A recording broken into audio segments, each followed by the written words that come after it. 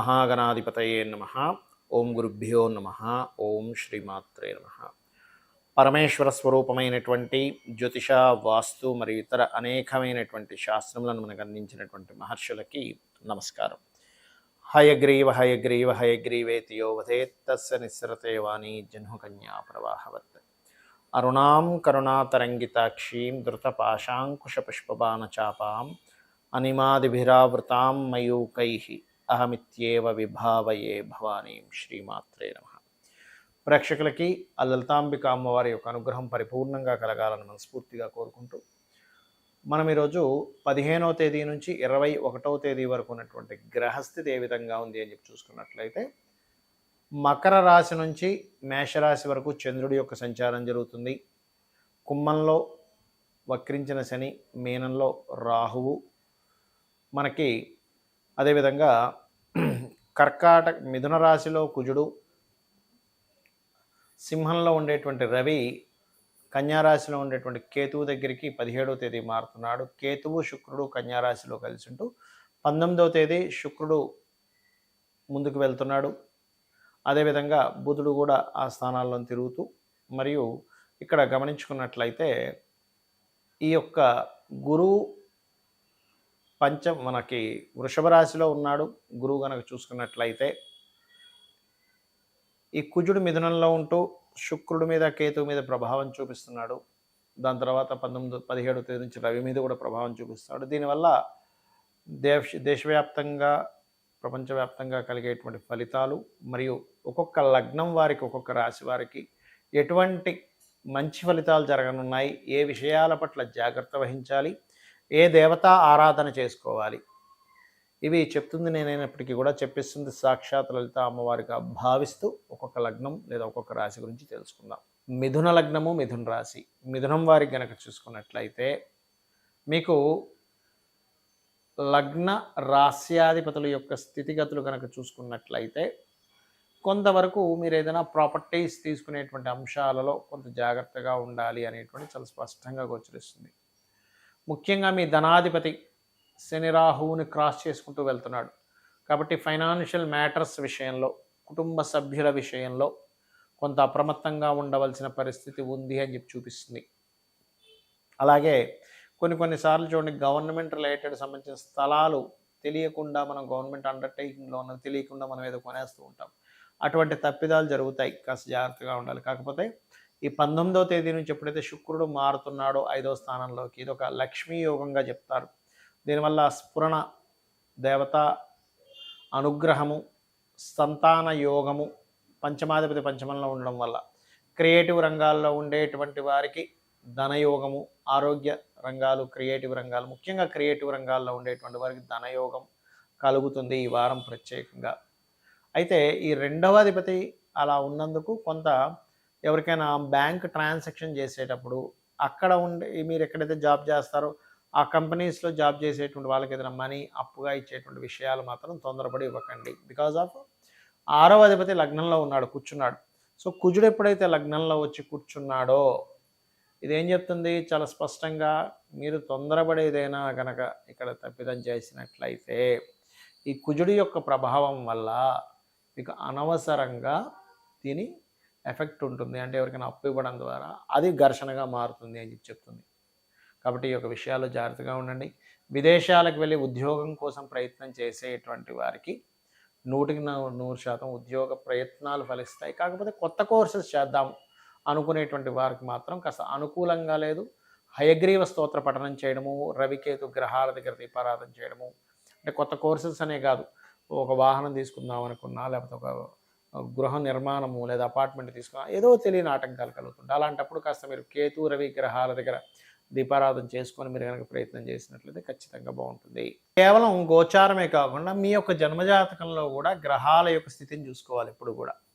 అంటే మీకు ప్రస్తుతం నడుస్తున్న మహాదశ ఏమిటి, అంతర్దశ ఏమిటి. మహాదశ, భుక్తి, అంతర్దశలు 3 ఉంటాయి.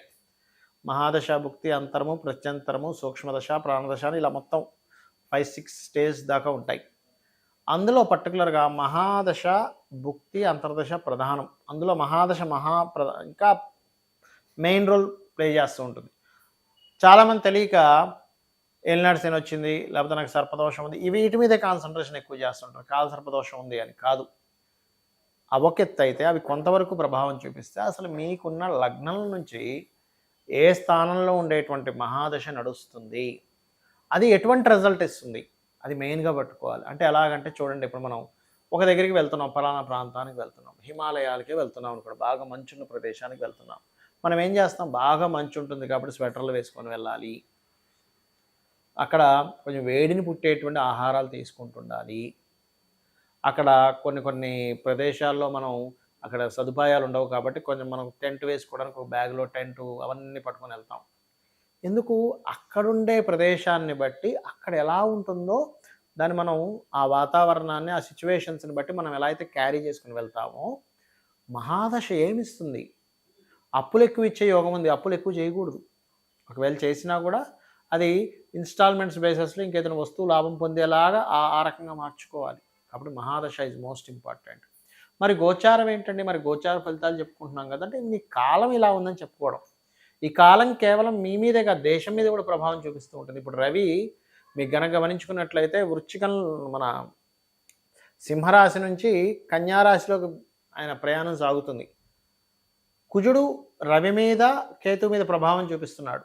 ఎప్పుడైతే మనం గతంలో చాలాసార్లు చెప్పుకున్నాం, కృతినామ సంవత్సరం అండి, అంతా గందరగోళాలు, గొడవలు, ఆర్గ్యుమెంట్స్, ఈ వాతావరణంలో విపత్తులు, వర్షాలు. ఎందుకంటే రాహు మీనంలో సంచరిస్తున్నాడు కాబట్టి రాహు ఎప్పుడైతే మనం ఇక్కడ నుంచి 9-10 నెలల క్రితమే మనం చెప్పుకున్నాం చాలా వీడియోల్లో, ఒక వీడియో అని కాదు, రాహువు జలరాశుల్లో ఉన్నాడు, విపరీతమైనటువంటి వర్షాలు, జల సంబంధించిన ప్రమాదాలు వస్తుంటాయి అని. నేను ఒక్కడనే కాదు, చాలామంది చెప్పారు జ్యోతిష్యులు. నేనేమంటానంటే ఇది గోచారం అనేటువంటిది దేశకాల మాన పరిస్థితుల మీద చూపిస్తూ ఉంటుంది. మీ యొక్క జన్మజాతకంలో ఉండే గ్రహాల మీద కూడా దీని ప్రభావం కొంత ఉంటుంది. కానీ దీనికంటే ముఖ్యంగా మీ పర్సనల్ చార్ట్. ఇప్పుడు రవి కన్యా తులరాశిలో ప్రయాణం జరుగుతుంది. దీనివల్ల ఏమిటి, అధికారులకి, రాజకీయ నాయకులకి, గవర్నమెంట్ ఎంప్లాయీస్కి వీళ్ళ మీద ఎఫెక్ట్ ఎక్కువ ఉంటూ ఉంటుంది. మన రాజకీయ సంబంధించిన విషయాల్లో వ్యతిరేకతలు పెరగడం, మార్పులు, రాజకీయ పరంగా అనేకమైనటువంటి మార్పులు. ఆరోగ్యానికి కారకుడు రవి ఈ 2 రాశుల్లో సంచారం జరుగుతుంది. అంటే ఏమిటి, మీరు 2 నెలలు ప్రజలందరూ కూడా కాస్త ఆరోగ్యపరమైనటువంటి విషయాలు చాలా కేర్గా ఉండాలి అనేటువంటి స్పష్టంగా గోచరిస్తుంది. మరి దీనికి ఏం చేయాలండి, మనకి రాశి నక్షత్రం ఏమీ తెలియదు, మనం ఏం చేయాలి అంటే ఒకటే చెప్తుంది శాస్త్రం, సూర్య ఆరాధన, గణపతి ఆరాధన. సరే, ఇప్పుడు జల సంబంధించినవి విపత్తులు వస్తాయనుకున్నాం, దుర్గానామస్మరణ చేసినట్లయితే ఆ జల సంబంధించిన విపత్తుల నుంచి బయటపడతారు. సూర్య ఆరాధన ఎవరైతే చేస్తారో, సూర్యుడిని ఎప్పుడైతే ఎవరైతే తలుచుకుంటారో, సూర్యుడిని ఎవరైతే బాగా ఆరాధన చేస్తూ ఉంటారో వాళ్ళకి అనారోగ్య సమస్యలు రావు. ఆరోగ్యం భాస్కరాదిత్యేది. అయితే ఇప్పుడున్న కండిషన్, సూర్యుడికి సంబంధించినటువంటి దానం ఇస్తే తొందరగా క్లియర్ అవుతుంది సమస్య అనేది.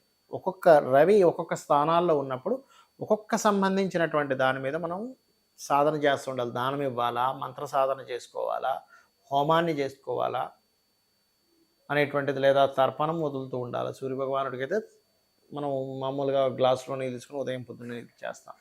దాంతోపాటు దానం ఇస్తూ ఉండాలి. ఆదివారం ముఖ్యంగా మీరు వీలైనంత మటుకు గోధుమ రవ్వ, ఉలవలు, కందులు ఈ 3 ఇస్తూ ఉండండి.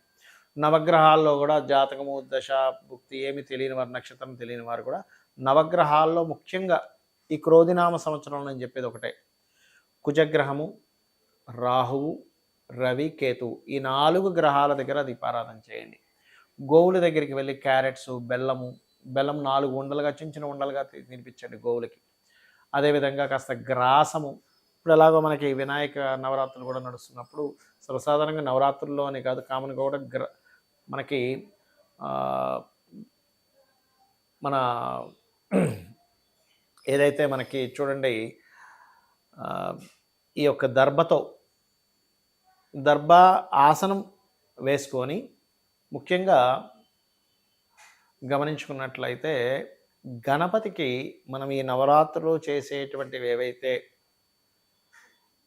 ఉపచారాలు చేస్తూ ఉంటాం, రకరకాల పత్రులతోని, గరికతోని, ముఖ్యంగా శాస్త్రంలో గరికతో ఆరాధన మీకు ఉన్నటువంటి ఇబ్బందులన్నీ తగ్గిస్తుంది. యూనివర్సల్‌గా గూడా ఇప్పుడు కేతు ఎప్పుడైతే కన్యా రాశిలో సంచరిస్తున్నాడో మనం చెప్పుకున్నాం. ఏమంటే భూములకు సంబంధించిన విషయంలో కొంత ఫ్లక్చుయేషన్స్ ఏర్పడతాయి. ల్యాండ్ రిలేటెడ్ సంబంధించిన విషయంలో కొంత స్ట్రక్ అనేటువంటిది ఉంటుంది, ఆగుతుంటుంది అని. అదే రకంగా మనకు కనబడుతూ ఉంది. కాబట్టి ఏమిటి, ఎవరైనా ల్యాండ్ కొంటున్నారు. అది ఎంతవరకు గ్రోత్ ఉంటుంది, ఎంతవరకు తగ్గుతుంది అనేటువంటిది చూసుకోవాలి. అయితే ఫైనల్‌గా ఏంటంటే ఇప్పుడుండేటువంటి కాలమాన పరంగా, గోచార గ్రహాల పరంగా ఈ రెమెడీస్ చేసుకుంటూ కాస్త గోసేవ చేసుకోవడము, నిత్యము ఏదో ఒక దేవత, మీ ఇష్టమైనటువంటి దేవత ఆరాధన గనక చేసుకున్నట్లయితే ఖచ్చితంగా బావుంటుంది.